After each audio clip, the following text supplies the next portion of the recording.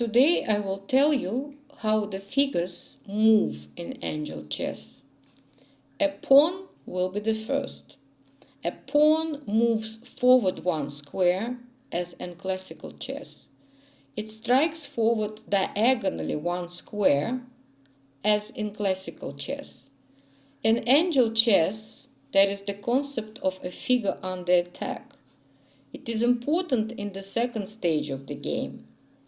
The figures under attack are located diagonally from a pawn at a distance of one square. If a pawn reaches the last field, the 8th chakra, it turns into any figure. The same rule applies to classical chess. The meaning of a pawn in Angel Chess. A pawn is the future. A pawn is in many ways analogous to a child. A pawn is the fruit of the future that will appear when you achieve your goal. The next figure is an elephant. It is also called a bishop. An elephant walks and strikes diagonally. In Angel Chess, the field is small, 4 to 4 squares. An elephant can move a maximum of 3 squares because the edge of the field prevents him further. An elephant can only move and jump onto the forward field, but it cannot move and jump onto the field which is behind it. The concept of a figure under attack is introduced in the second part of the game. These figures under attack are located on the next square diagonally from an elephant. There are also the figures under attack that are on the next field in front. The meaning of an elephant is an honor. An elephant is also called a bishop.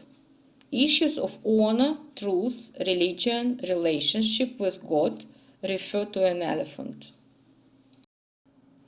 The next figure is a knight. A knight always moves 3 squares, as in classical chess. A knight moves 2 squares forward and 1 square to the right or left. A knight strikes in the same way as it moves. A knight can move and strike with the transition to the field forward. It cannot walk and strike with the transition to the field back. For a knight, there are figures under attack that stand at the end points of its trajectory. For a knight, figures under attack are not nearby.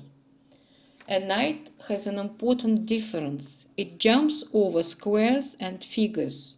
An elephant, bishop, for example, passing through the figures that stand in its way, displaces them from the game.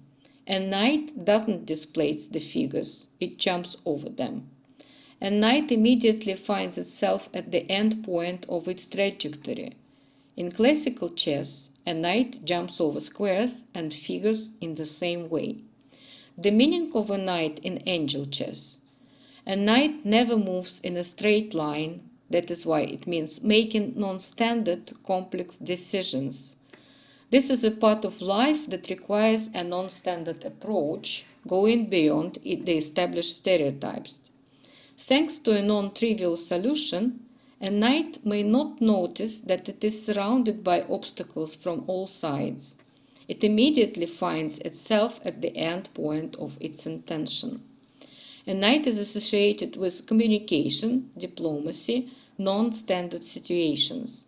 Love also belongs to the spheres of a knight.